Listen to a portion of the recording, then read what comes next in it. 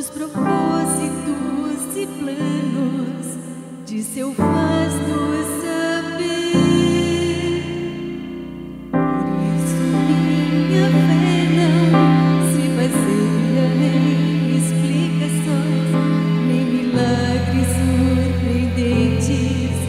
Eu preciso ver as evidências que tenho, dispensam as demonstrações, e me alegro somente em crer.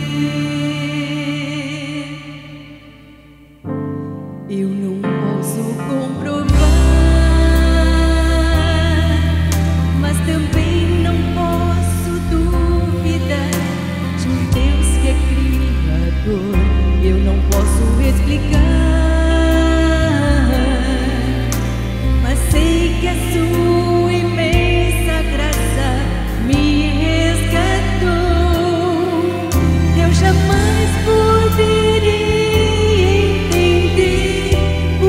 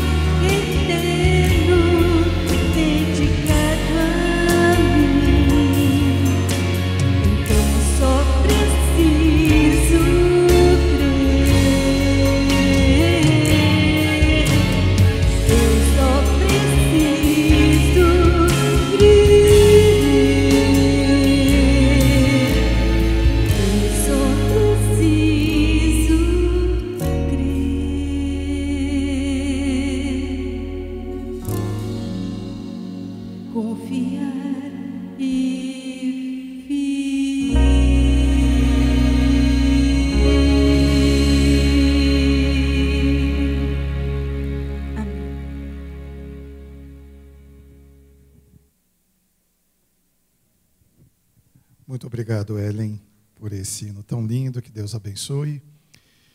E quero dizer aos amigos que aqui estão, aos internautas, que temos aqui à frente os líderes da igreja, os anciãos que nos acompanham, o Paulinho aqui ao lado, o Cleone, o Daniel. E quem vai abrir a palavra de Deus é um amigo querido, pastor Marlington Lopes. Nós fomos contemporâneos no tempo de faculdade, estamos 35 anos mais gordos, não é mais velhos não.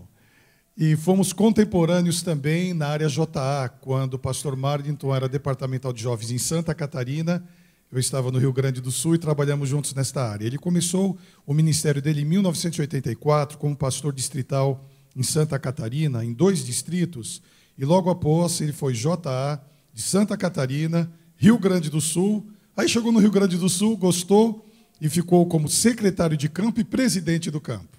Ficou lá 15 anos. JA, secretário e presidente, que beleza. Aí foi lá para o norte do Brasil. Ficou 5 anos, 4 anos como presidente da União Norte Brasileira. Desbravou todo o norte do Brasil, aqueles igarapés, aqueles rios maravilhosos. Aí depois ele foi para Curitiba, onde nos últimos 4 anos ele é presidente da União Sul Brasileira. E temos grande alegria em recebê-lo em nossa igreja, para hoje todos comemorarmos lá no Vale do Anhangabaú, a partir das 4 horas, liberdade religiosa e os 150 anos de comemoração da igreja. Por isso o pastor Marlington está aqui em São Paulo, com os outros líderes da divisão sul-americana. É uma alegria recebê-lo, meu amigo. Que Deus abençoe e o use poderosamente. Obrigado, pastor Jonas. Feliz sábado, irmãos. Que privilégio conhecer a igreja da Vila Matilde, privilégio rever o pastor Jonas, privilégio poder adorar a Deus junto com os irmãos nesta manhã. Eu gosto de conhecer igrejas novas, porque a gente vai se acostumando com fisionomias que eternamente conviveremos nos céus. E eu tenho convicção de que isso é para breve. Em breve estaremos com ele. De fato, hoje é um sábado especial aqui para nós no Brasil.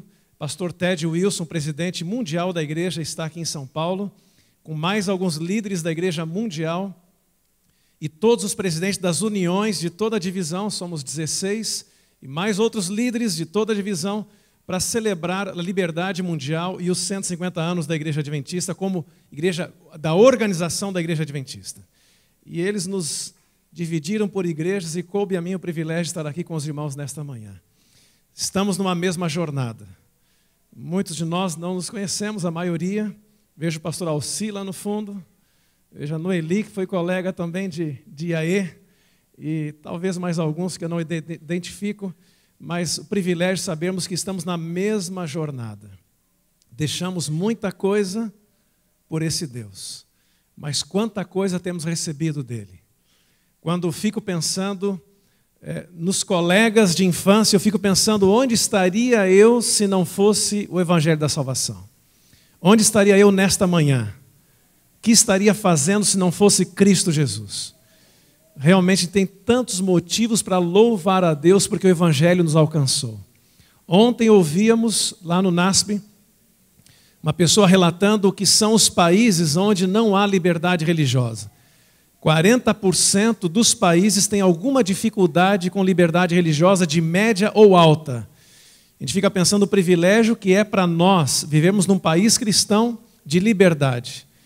E muitas vezes essa liberdade não nos estimula a uma luta para adorarmos a Deus e parece que é tão fácil, por isso nós não valorizamos. E ele contava de um país onde as pessoas são obrigadas a terem uma religião.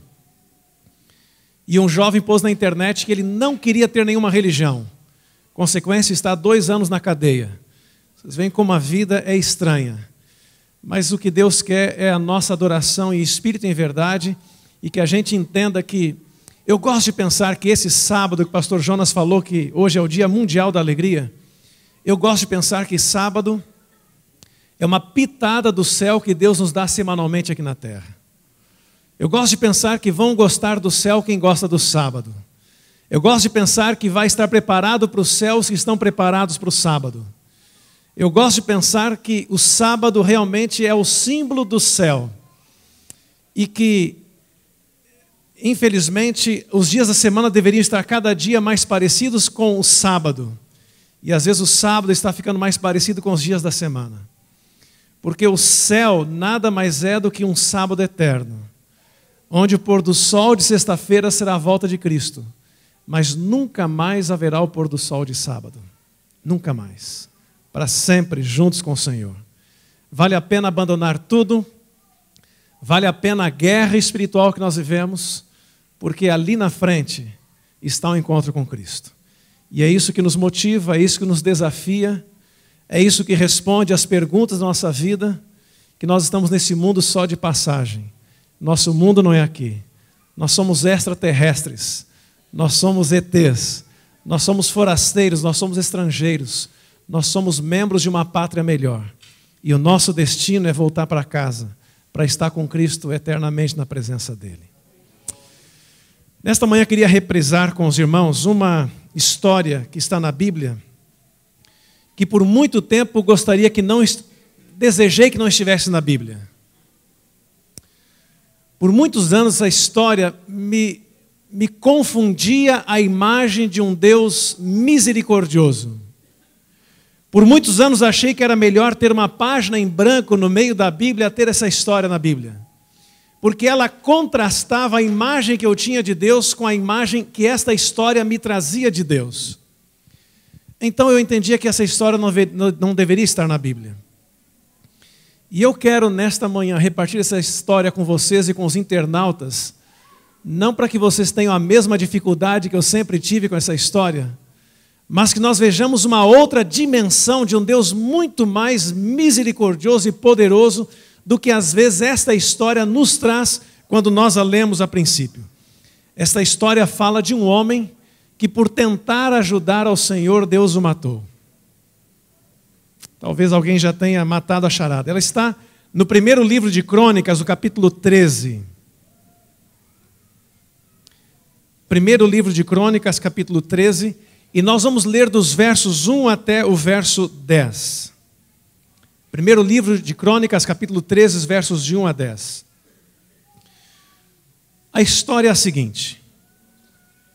Consultou Davi os capitães de 1000 e os de 100 e todos os príncipes e disse a toda a congregação de Israel: se vos parece bem, e se vem isso do Senhor nosso Deus, enviemos depressa mensageiros a todos os nossos outros irmãos em todas as terras de Israel, e aos sacerdotes e aos levitas com eles nas cidades e nos seus arredores, para que se reúnam conosco, e tornemos a trazer para nós a arca do nosso Deus, porque nos dias de Saul não nos valemos dela. Então, toda a congregação concordou em que assim se fizesse, porque isso pareceu justo aos olhos de todo o povo. Reuniu, pois, Davi a todo Israel, desde Senhor do Egito até a entrada de Amate, para trazer a arca de Deus de Quiriate-Jearim. Então Davi com todo Israel subiu a Baalá, isto é, Quiriate-Jearim, que está em Judá, para fazer subir dali a arca de Deus, diante da qual é invocado o nome do Senhor, que se assenta acima dos querubins. E puseram a arca de Deus num carro novo, e a levaram da casa de Abinadab. E Uzá e Aiô guiavam o carro. Davi e todo Israel alegravam-se perante Deus com todo o seu empenho, com cânticos, com harpas, com alaúdes, com tamboris, com símbolos e com trombetas. E quando chegaram à eira de Quidom, verso 9, estendeu Uzá a mão à arca para a segurar, porque os bois tropeçaram. Então a ira do Senhor se acendeu contra Uzá e o feriu por ter estendido a mão à arca, e morreu ali perante Deus. O texto não nos deixa dúvida de quem matou Uzá. O verso 10 diz que ele foi ferido por ter estendido a mão à arca e morreu ali perante Deus. E o Senhor é que se acendeu a sua ira contra Uzá. A pergunta que fica para nós nesta manhã é: por que Deus matou Uzá? Por que Deus matou Uzá? Uzá mais parece Um homem de reflexo rápido. Sabe aquelas pessoas que no gol não deixam bola nenhuma entrar? Quando a porta está por fechar, segura na metade do caminho. Um vaso está por cair e ele consegue segurar. Uzá parece um homem ágil. A pergunta é, por que simplesmente Deus matou um homem que não quis que a arca, símbolo da presença de Deus, caísse ao chão? Ellen White colore esse quadro de uma forma bem interessante. Ela diz que o rei Saul havia sido um rei muito guerreiro, conquistado territórios, mas agora Davi deveria ser um rei espiritual, com a espada espiritual na mão. E Davi entendeu que para ele espiritualizar o povo de Israel, ele deveria estabelecer uma cidade para ser a capital do povo de Deus na terra. E para solidificar esse projeto, nada melhor do que trazer para junto da cidade a arca, símbolo da presença de Deus. A arca havia acompanhado o povo pelo deserto em muitas circunstâncias, mas nesse momento a arca não estava junto do povo. E Davi dizia, se temos sido abençoados sem a arca, imaginem quando a arca estiver junto de nós. Então Davi propaga um dia especial, o dia D, em que toda a multidão, a nação deveria se reunir nas portas da cidade e deveriam sair para buscar a arca, símbolo da presença de Deus. Atalaias noticiam a data e há uma multidão preparada para esse momento. Ellen White diz que, além da multidão, haviam 20.000 homens responsáveis pelo cerimonial da arca. Deveria ser um momento único. Essa cidade que ele escolheu, Jerusalém, estava a 30 quilômetros de Hebrom e a 13 de Kiriat Jearim. Bem estruturada, bem localizada, e Davi entendeu, Jerusalém deverá ser a capital do povo de Deus na terra. E o símbolo da capital, a arca, dentro da cidade. Então agora deveriam buscar a arca, que estava a 13 quilômetros de Jerusalém. Quem gosta de caminhar sabe que uma pessoa normal caminha por volta de 5 quilômetros, 4, 6 quilômetros por hora. Mas imagine uma grande multidão caminhando, pessoas idosas, crianças, enfermos. Era uma procissão enorme. E eles sabiam que aquilo ali levaria um dia, talvez 4, 5 horas até buscar a arca. Outro tempo voltando. Mas não seria um momento de lamúria, porque o verso 8 diz que havia uma orquestra junto. Havia um coral, a multidão era um coral único. E havia alguns instrumentos que a gente não identifica, mas tambores e trombetas, o verso diz, são instrumentos de um som muito forte. Era como que Deus querendo que a multidão fosse reconhecida pelas nações vizinhas. E as nações vizinhas, os filhos perguntassem aos pais, que som é esse que estamos ouvindo? E os pais das nações vizinhas dissessem, é o povo de Israel. Eles estão indo buscar um símbolo do Deus deles. Era para ser um dia memorável. E assim acontece. E toda aquela multidão sai naquela procissão em busca da arca, a presença de Deus. E chegam em Kiriat Jearim, colocam a arca dentro de um carro de bois, em cima de um carro de bois, e começam todo o processo de volta à cidade. Mas o verso 9 fala de um imprevisto que houve em todo aquele programa, algo não planejado. Quando eles chegam à eira de Quidom, um lugarejo próximo já de Jerusalém, quase no final do dia, acontece o imprevisto. Uzá estendeu a mão à arca para segurar, porque os dois tropeçaram. E quando Uzá coloca a mão à arca, e a multidão está quase pronta para aplaudir o ato nobre desse homem, estão quase prontos para colocar um outro trono ao lado de Davi, para que ele governe junto, devido ao ato heróico de não deixar o símbolo deles cair ao chão. Uzá cai ao chão, não a arca, Uzá cai ao chão. E toda a procissão para, e as pessoas lá atrás perguntam, por que pararam? E talvez alguém mede a pulsação de Uzá e responde, porque Uzá está morto. Uzá impediu a arca de cair ao chão e está morto. E não temos dúvida do autor da morte de Uzá, foi Deus. O verso seguinte, o verso 11, diz que desgostou-se Davi, porque o Senhor irrompera contra Uzá. E Ellen White diz que o povo e Davi colocaram em dúvida a justiça divina nesse momento. Confesso, irmãos, que eu tinha muito problema com esse texto. Por quê? Por quê, Senhor? E quanta gente hoje parece que quer ajudar e parece que sofrem castigo divino. A música que ouvimos fala sobre isso. A lição dessa semana fala sobre isso. Abacuque dizendo: Senhor, uma nação pior que a nossa julgar a nossa. Por quê? Quantos porquês nós fazemos na vida diária? E há coisas que muitas vezes nós colocamos em dúvida a justiça divina. Que Deus é esse? Que quanto mais eu me apego a Ele, mais provações eu tenho. A partir do momento que eu passei pelo batismo e achei que os problemas iriam fugir com o ralo da água, com a água, parece que começaram. Quando eu comecei minha jornada espiritual nas madrugadas, parece que os problemas aumentaram. Quando eu comecei a ser mais fiel a Deus nos dízimos e ofertas, os problemas aumentaram. Por quê, Senhor? Como disse, eu não estou trazendo essa mensagem para que nós tenhamos mais dúvidas ou colocar mais dúvidas no coração de vocês, mas porque existe uma outra história paralela, de uma beleza indescritível da misericórdia, do amor de Deus por nós, seus filhos. 5 razões das muitas que poderiam haver. A primeira razão pela qual Deus matou Uzá está no livro de Números 4, verso 15. Acompanhe-me. Números 4, verso 15. A pergunta desta manhã é: por que Deus matou Uzá?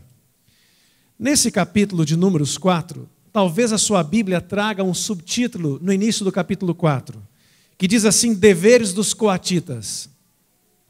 Vamos levar em consideração, Uzá pertencia à família de Coate. Esse capítulo, pelo menos parte dele, até o verso 20, trata de qual era a responsabilidade dos coatitas no transporte da arca. Os garotos da família de Coate cresciam sabendo qual era a responsabilidade deles nesse processo. Mas vamos ler apenas o verso 15, diz assim: havendo, pois, Arão e seus filhos, ao partir o arraial, acabado de cobrir o santuário e todos os móveis dele, então os filhos de Coate, Uzá é um deles, eles virão para levar a arca, mas, agora vem o ponto, nas coisas santas, isto é, na arca, não tocarão, para que não morram. Aqui está o primeiro ponto. Por que Deus matou Uzá? Porque Uzá transgrediu um mandamento. Eu não estou falando um dos 10 mandamentos. Eu estou falando um mandamento. Esta família tinha um mandamento. Olha, haviam 3 grupos de pessoas se envolviam no cerimonial da arca. Os sacerdotes, levitas, esses podiam tocar na arca. Eles é que pegavam a arca nas mãos, só essa família. Haviam os gersonitas e meraritas, 2 famílias unidas, eles eram responsáveis por preparar o carro de bois, a carroça, e a junta de bois, e colocar junto desse carro de bois. E havia os coatitas, o terceiro grupo. Esses eram responsáveis por puxar o carro de bois. Só puxar. Era durante a viagem, eles é que cuidavam. Mas a lei dizia: vocês estão envolvidos, mas não toquem na arca. O negócio de vocês é puxar o carro de bois. Uzá foi morto por Deus porque Uzá transgrediu um mandamento. Uzá transgrediu um mandamento. E Deus entendeu que aquela mensagem deveria ser colocada para aquela nação como uma justiça no momento. A Bíblia tem muitos mandamentos. Além dos 10, há muitos outros. Há mandamentos da saúde, relacionamento entre patrão e empregado, entre pais e filhos, relacionamento humano geral. Há muitos mandamentos na Bíblia. E muitas vezes achamos que porque Deus não faz justiça todos os dias, parece que Deus não faz mais justiça. A maneira como Deus atuava com o povo do Antigo Testamento e do Novo mudou um pouco, mas a essência não. No Antigo Testamento, Deus queria salvar uma nação como um todo. Era um povo que queria ter uma missão, e uma nação não podia perder identidade. Então Deus fazia justiça no momento, porque ou a nação como um todo cumpria a missão ou não cumpria. No Novo Testamento não é mais uma nação que será salva, são pessoas. Então Deus trata de forma isolada as pessoas em tempos diferentes. Neste momento Deus queria mostrar uma lição ao povo de Israel, que toda vez que Deus pede alguma coisa, Ele espera que nós cumpramos. Eu era pastor, primeiro ano de ministério, solteiro, não tinha móveis no meu pequeno apartamento. Um dia aparecem 2 militares à porta. Imagine minha tensão, 21 anos, pastor no interiorzão, e chegam 2 militares. Um era um membro, mas o outro era o chefe. Eu não me lembro a patente desse chefe. E os 2 entram, nem cadeira eu tinha na minha casa. E ficamos ali os 3 em pé. E eu pergunto o que aquele homem queria na minha casa.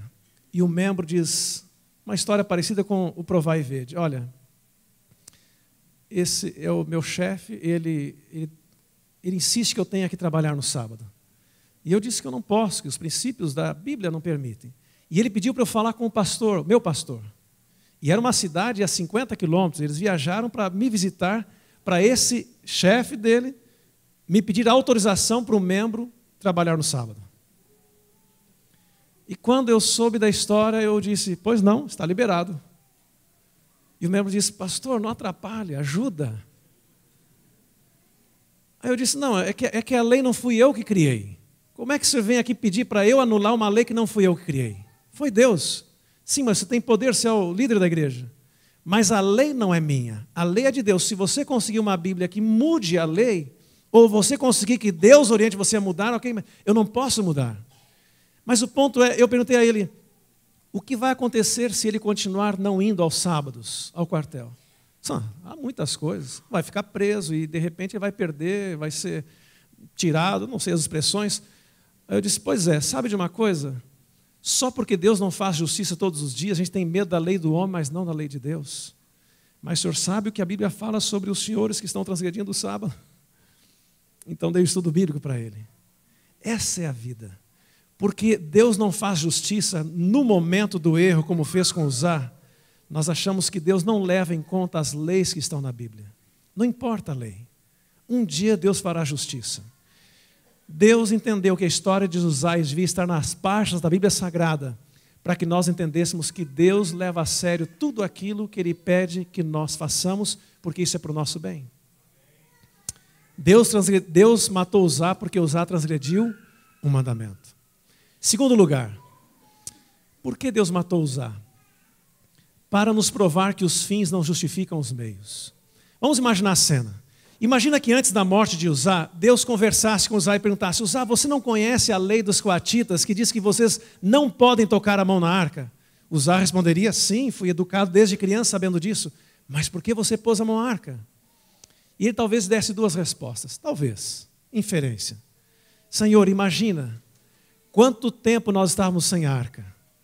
Olha a alegria de Davi e do povo, trazendo a arca para uma cidade escolhida para ti. Senhor, um dia inteiro de caminhada, uma expectativa, louvores, orquestra coral. Senhor, no final da viagem, a arca cair ao chão. Senhor, o que as pessoas diriam sobre o poder desse Deus? Esse Deus não tem poder nenhum. Senhor, eu sei que não devia, mas se fiz foi para salvaguardar a tua imagem. Outro ponto, Senhor.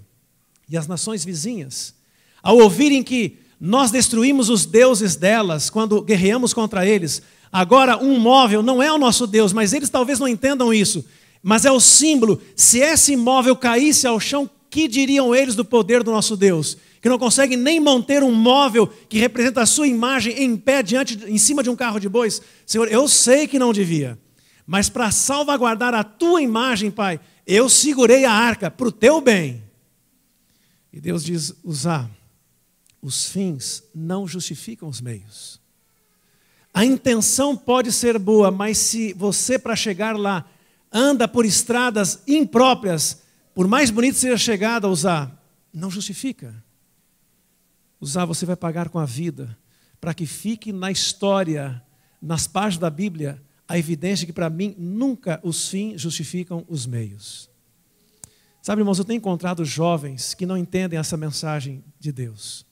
Eles dizem, eu sei que sexta-noite é sábado, mas eu estou estudando para terminar rápido o curso, porque no final eu quero me dedicar para Deus, ser um grande líder na igreja. E Deus está dizendo, mas escuta, os fins não justificam os meios. Há pessoas que têm negócios não muito honestos, porque elas entendem que assim podem ajudar mais a igreja com ofertas, com dízimo. E Deus está dizendo, mas os fins não justificam os meios. Há pessoas que não entendem o texto de Paulo de fazer tudo para com todos, para ganhar alguns, e andam por caminhos impróprios para conquistar pessoas, sob pretexto de que andando uma milha para lá, outra pessoa vem para cá, e Deus está dizendo, mas os fins não justificam os meios.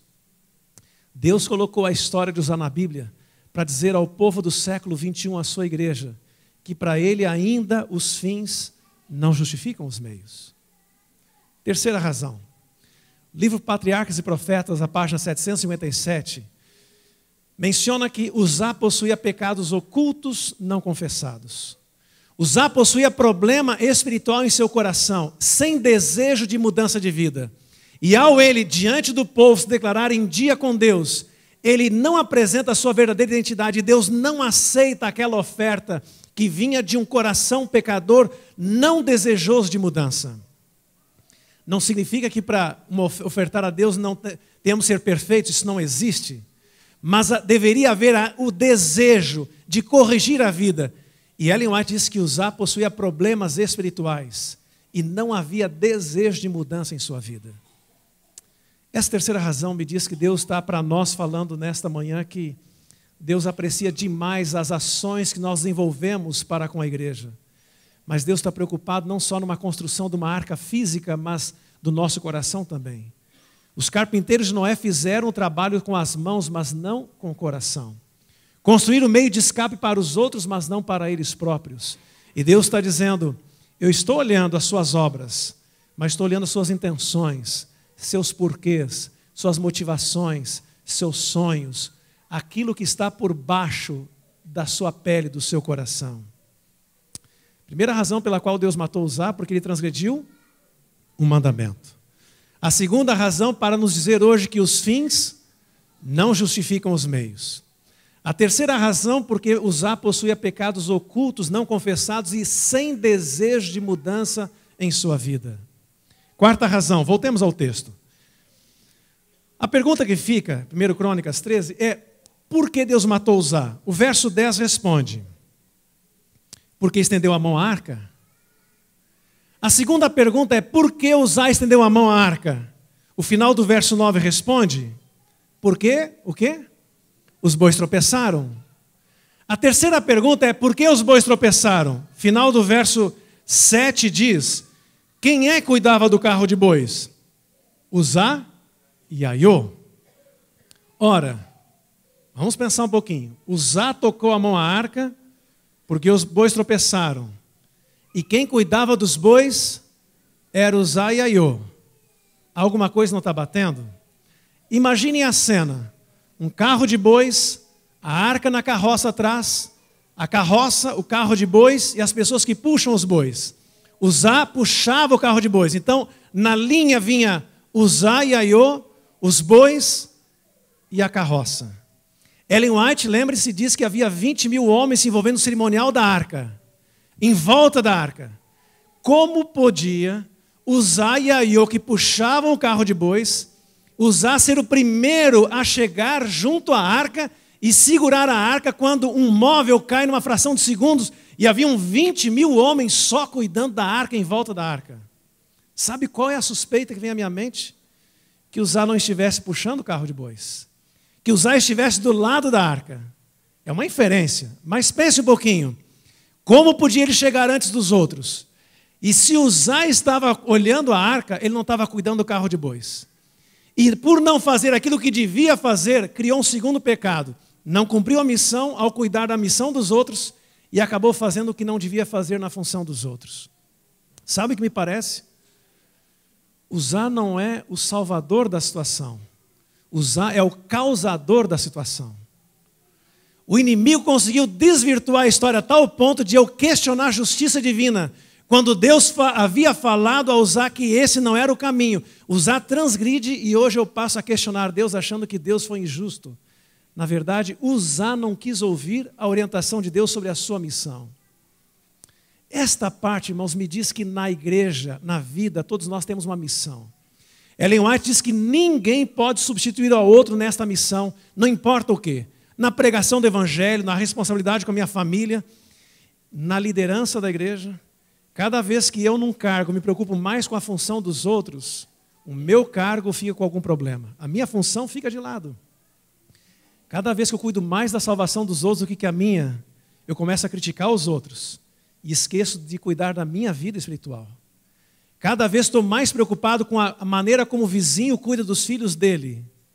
Os meus filhos ficam mais abandonados porque eu perco o foco das coisas da minha vida. O Zá talvez estivesse mais preocupado com o trabalho dos sacerdotes do que com o seu. Os irmãos sabem, na vida, quando a gente comete um erro, ele leva a um segundo e a um terceiro. O Zá não cumpriu a missão dele junto aos bois e não cumpriu a missão dele, que não era tocar na arca. Será que essa mensagem não é atual para nós do século 21 também? Quinta e última razão. Por que Deus matou o Zá? Para nos mostrar que com coisas santas não se brinca. Creem os irmãos que a arca de Uzá, de Deus, cairia ao chão se Uzá não tocasse a mão à arca? Creem os irmãos que ela cairia? Não cairia. Assim como esta igreja não depende de mãos humanas para se manter em pé. Ellen White diz assim: pode parecer que a igreja esteja por cair, mas o quê? Não cairá. Não cairá. Ela diz débil e defeituosa, precisando ser advertida e corrigida. Essa igreja é a menina dos olhos de Deus. A menina dos olhos de Deus. Pastor Henry Feyerabend gostava de uma frase dele, ele dizia: nenhum marido gosta de ouvir críticas à sua esposa por mais que ela mereça. E também o oposto é verdade. E ele dizia assim: Cristo, o noivo desta mulher igreja, detesta pessoas que falem mal da sua noiva por mais que ela mereça. Débil e defeituosa, esta igreja é a menina dos olhos de Deus. E eu gosto do texto que diz que nada temos que recear quanto ao futuro, a menos que nos esqueçamos a maneira como o Senhor nos tem guiado e os ensinos que nos ministrou do passado. Esta igreja, irmãos, é a arca moderna. E há pessoas que às vezes querem colocar esta arca, o prumo pessoal nesta arca. E eles querem corrigir esta arca. E querem pôr a mão na arca, com e-mails, com mensagens, não importa, querem pôr a mão na arca. E Deus está dizendo: você não é sacerdote, você é coatita. Coatita ajuda, mas não toca na arca. Coatita não põe a sua visão na arca, você simplesmente ajuda, mas se você tocar, você atrasa o crescimento dessa igreja. 1 Pedro 5, 1 Pedro diz: sede sóbrios o quê? Vigiai. O diabo, vosso adversário, anda em derredor, bramando como leão, buscando a quem possa tragar. Sabiam os irmãos que o leão, quando vai pegar a presa, não faz barulho algum? Mas o Pedro disse que faz. Mas os estudiosos dizem que não faz. Então Pedro não foi inspirado? Sabe o que os estudiosos dizem sobre os leões? Eles dizem que os leões, quando vão caçar, eles têm duas estratégias. Primeiro, eles tentam chegar em volta de um cercado, aonde estão os leões, aonde estão os animais que são alvo.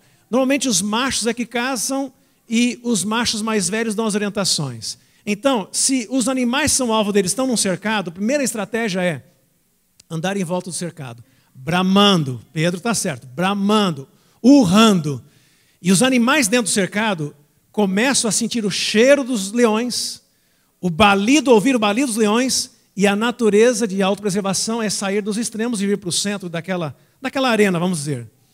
Nisso, de tanto ficar nesta posição, leões andando em volta, bramando, os animais que estão dentro começam a se empurrar sem querer, e começam a se machucar, e começam a se empurrar, de repente vão todos para um lado, todos para o outro, e sem planejar, é claro, de repente naquela confusão interna, todos vão para um lado e acabam rompendo a parede que os separa dos leões. Quando há um rompimento dessa parede, então alguns animais que estavam ali dentro, entendendo que o alvo dos leões era entrar naquela arena, fogem a toda velocidade. Fogem, disparam. E à medida que vão correndo, vão percebendo que o balido dos leões vai ficando lá atrás, cada vez mais silencioso, e entendem que não são mais alvo dos leões, que os leões estão devorando os que ficaram lá, e eles estão fugindo. E começam então a diminuir a intensidade, a velocidade da fuga. Eles não sabem da segunda estratégia dos leões. Eles não são os animais mais velozes.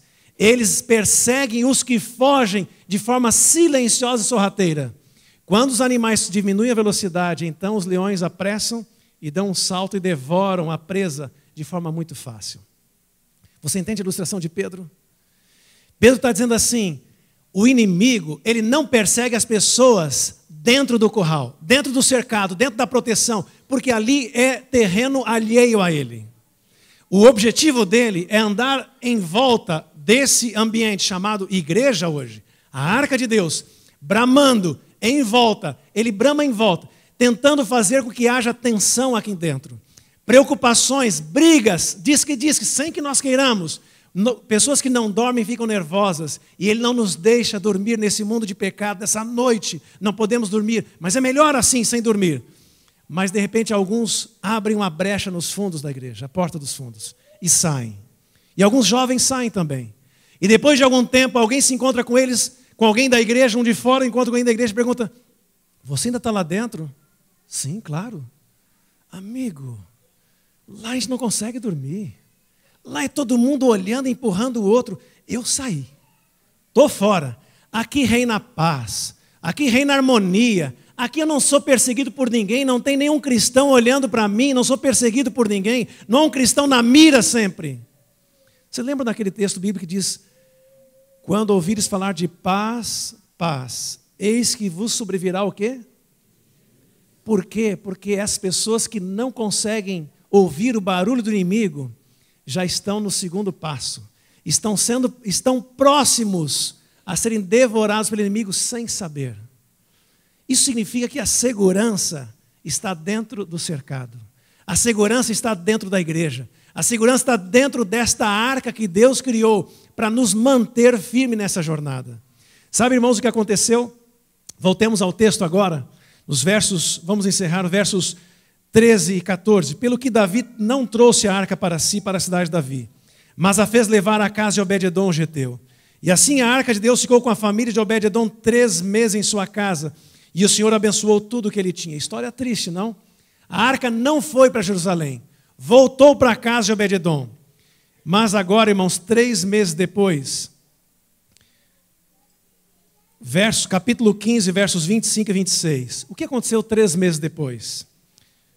Davi reuniu os anciãos de Israel, os capitães de milhares, para fazerem subir com alegria a arca da aliança do Senhor da casa de Obed-edom.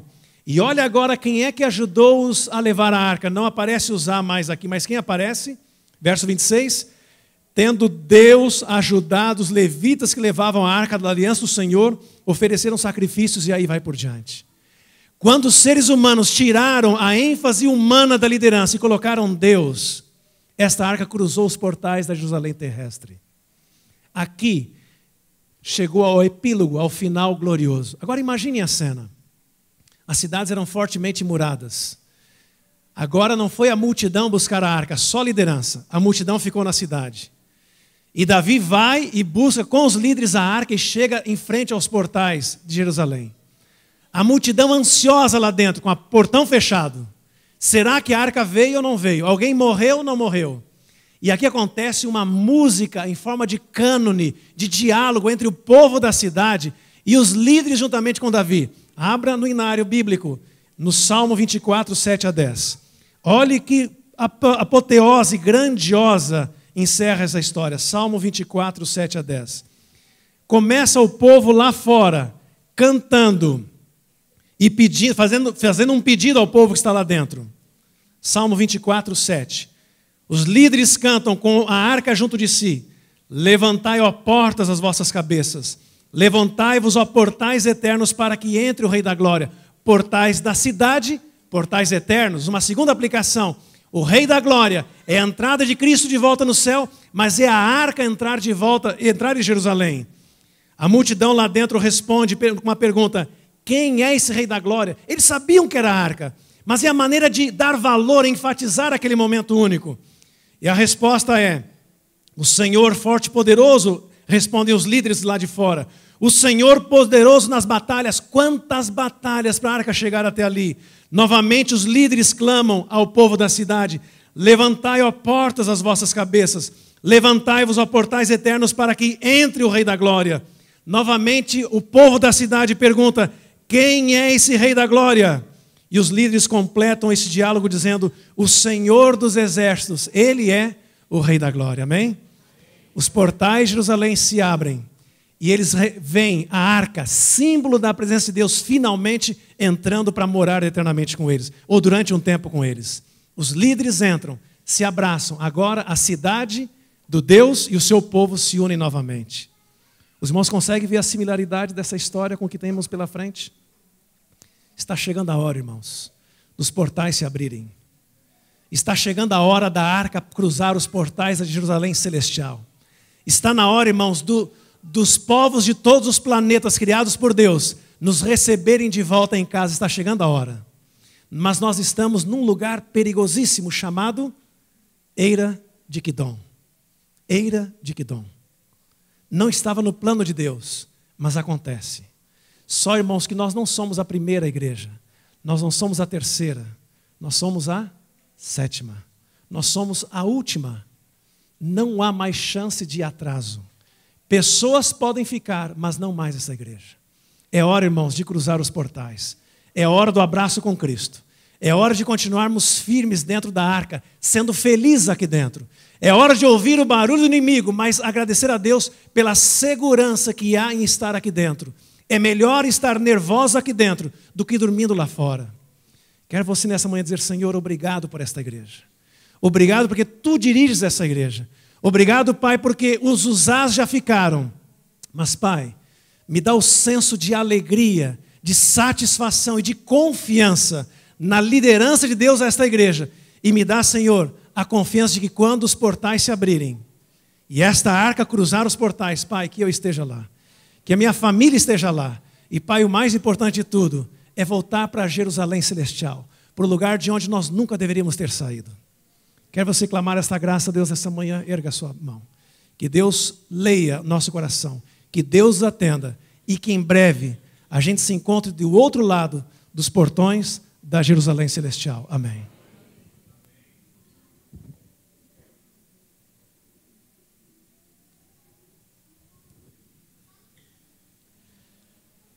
Cristo foi preparar-nos um lugar. E no 552, ao sinal da regência e da música, nos coloquemos em pé e louvemos o nosso Deus com esta mensagem.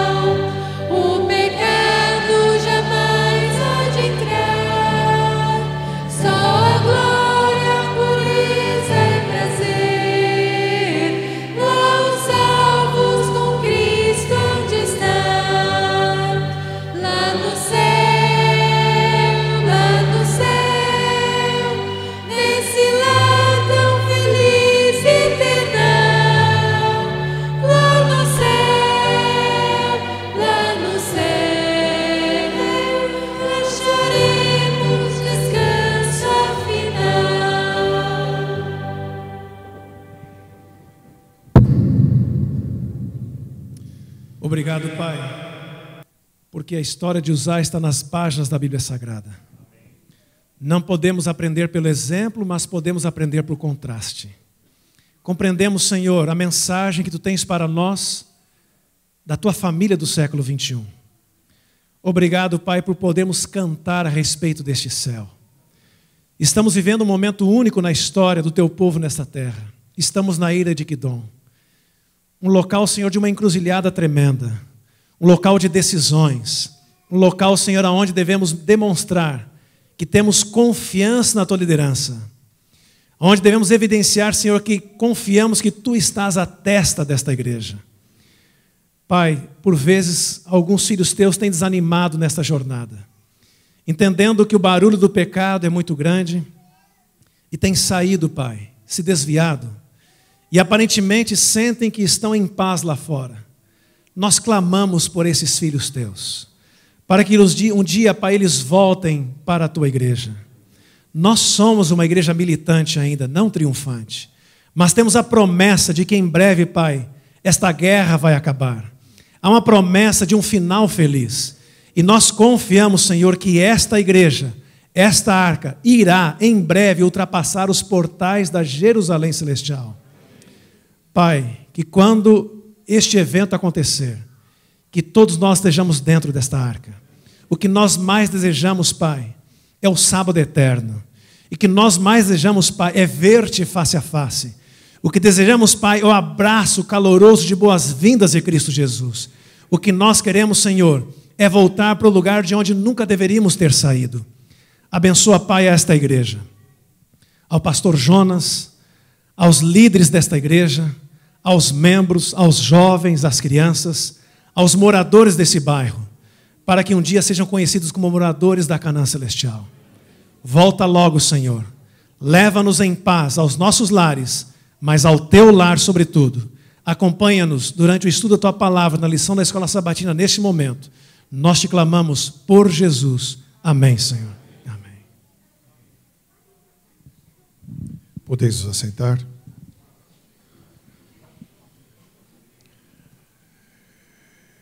Eu fico muito feliz, um momentinho antes, por gentileza, de saírem para a Escola Sabatina. Eu fico muito feliz porque a mensagem que o pastor Marlington transmitiu agora, ela foi ouvida por talvez 2 outras igrejas, através dos internautas que estão no estado de São Paulo, em Guanambi, onde é Guanambi? Bahia, Salvador, Belo Horizonte, Campina Grande, Paraíba, Rio de Janeiro, Porto Velho, Araraquara, Guarulhos, Hortolândia. O Brasil, representado logicamente por essas pessoas, ouviram a mensagem. Que Deus seja louvado. Que Deus seja louvado, porque esta é uma mensagem que a igreja precisa ouvir. Louvado seja o nome de Deus. E ouça este recadinho antes de sairmos, porque para recebermos a bênção do reino eterno, nós precisamos ter saúde. Ouça um pouquinho.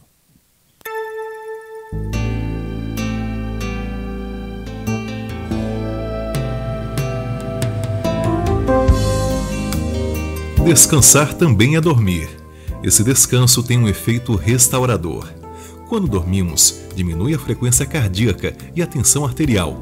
Assim, também diminui o metabolismo basal e o tônus muscular, entre outras inúmeras coisas. Isso relaxa o nosso corpo de tal jeito que no dia seguinte sentimos-nos renovados.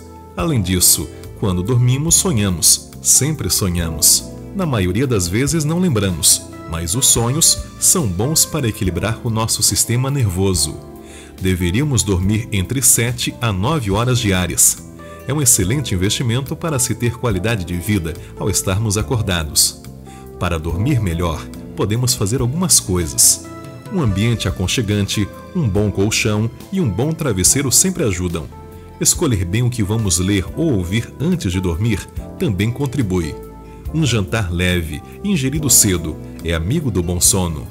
O exercício feito durante o dia favorece o descanso noturno. Algumas ervas, tais como o tilo, a melissa e a valeriana, podem favorecer também um bom sono. Já falando sobre a soneca vespertina, é boa, se for curta. Controlar o estresse e ansiedade é um passo necessário para descansar. Também devemos eliminar os sentimentos de rancor e culpa para dormirmos bem. E aproximar-se de Deus é fundamental. O rei Davi escreveu em um dos seus salmos: em paz me deitarei e dormirei, porque só tu, Senhor, me fazes habitar em segurança. Amém. Quem dorme bem em casa não dorme na igreja. Aí ouve a pregação. Entenderam? É isso. Deus abençoe. Aos amigos internautas, nós vamos encerrar a transmissão agora. Vamos ter a escola sabatina aqui em Vila Matilde. Que Deus abençoe. Que o bom Deus esteja em sua vida e a mensagem poderosa desta manhã atinja o seu coração. Reverentemente, nós vamos sair para os departamentos infantis, dos jovens.